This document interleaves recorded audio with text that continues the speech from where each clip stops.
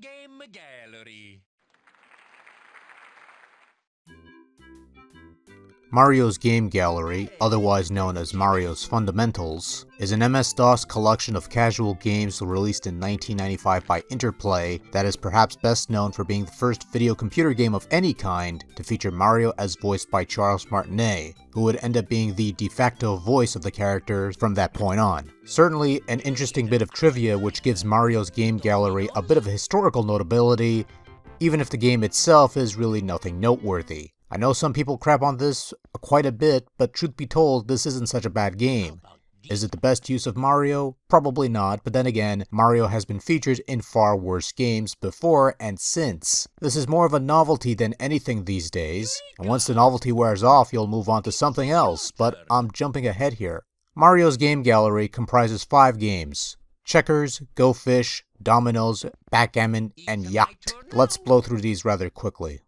Checkers is the classic board game where you control a bunch of chips, here represented by Koopas and Yoshis, and you have to eliminate the other player's chips, and all that jazz. It's a game we're all familiar with, so I don't need to go too deep into this one, but a good chunk of people are presumably horrible at this game. Mario doesn't hold it against you though, he's just happy to be playing a game with you. What a wonderful player with a positive attitude towards people. He doesn't care how much you suck, he just enjoys playing games. Why can't we have more gamers like Mario out on the interwebs, or anywhere else for that matter? But I digress. Go Fish. Both players have cards. Both players look for suits. You call for a suit, and if the other player has the card, you take the cards from him. If he doesn't, you go fish for another card from the pile. Once you have all cards of a particular suit, they become a book and are taken out of the game. Once all cards are exhausted, the game ends and the player with the most books wins. If there is anything to be learned from all of this, it's that Mario is a ruthless Go Fish player, calling for cards you've just picked from the pile even, building on the tools that would serve him well in future Mario Party endeavors.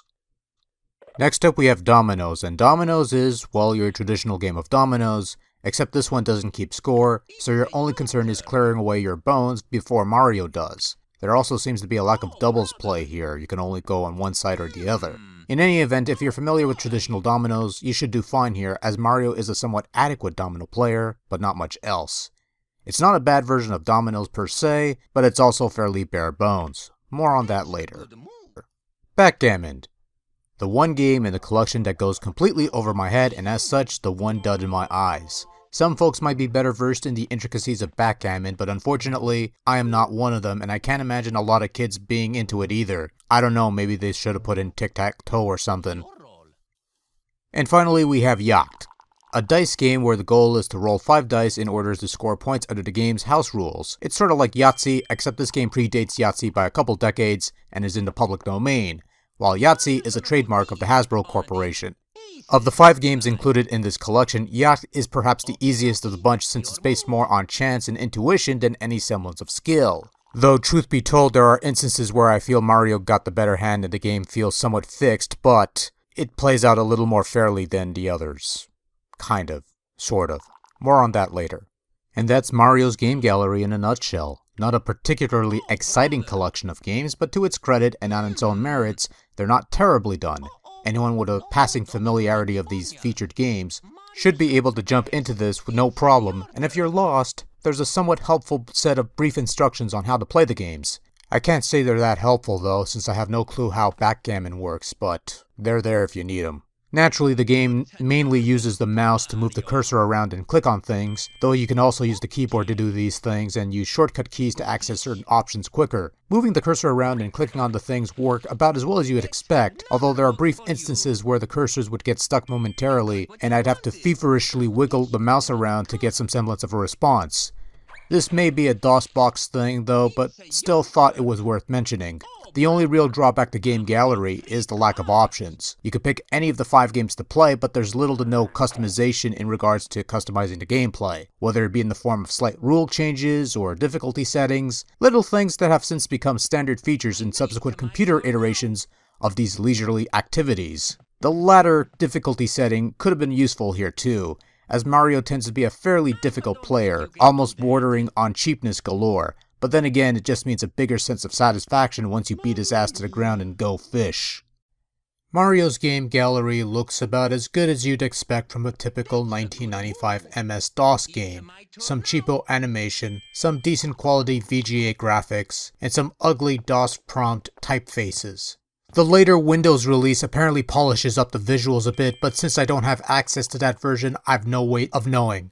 Mario doesn't do much. His lips move, he occasionally touches things or reaches for cards, he'll drop a sweat if he's in a bind. Simple stuff really, not much to it. When you pick a game, you're greeted with a brief introductory cutscene that is humorous but not much else. Fortunately, they are skippable, but not disableable or something. That's not even a word. Well, whatever. In terms of sound, there's not much to go on. There's a few sample sound effects that sound fairly stock and are sort of just there. There's very little in terms of musical content here. There's a semi-adequate rendition of the classic Super Mario Bros. Theme that plays if you let the game intro run uninterrupted, as well as some brief musical jingles that play during the introduction of each game, but for the most part, if anything, the only true highlight and noteworthy audio aspect of the package is the Mario dialogue, and there's quite a bit of it. Mario talks when he makes a move. Mario compliments you on a good play. Mario whines about you are taking long on a turn. I swear, Mario has said more shit in the past 3 hours of playtime in Mario's game gallery alone than he has in 3 decades worth of Nintendo video games. For what it's worth, Mario's game gallery is a competently executed, albeit somewhat limited collection of leisure activities that, in all honesty, probably would have been lost in the shuffle of similarly packaged compilations were it not for the inclusion of the Mario license. Indeed, Mario is what makes this package stand out, especially as an answer to a trivia question seldom few people would be interested in asking. Beyond the historical or nostalgic novelty, however, Mario's game gallery isn't really worth the trouble in tracking down, as the games featured here can be played and found pretty much anywhere else with little to no hassle, be it in digital form or the traditional board, dice, and card games that they were originally conceived as. Unless you're anxious to add Poning Mario in Go Fish to your bucket list, this is strictly for the collectors and die-hard Mario fanatics. Everyone else need not apply. That's another book for you. Hey, you won!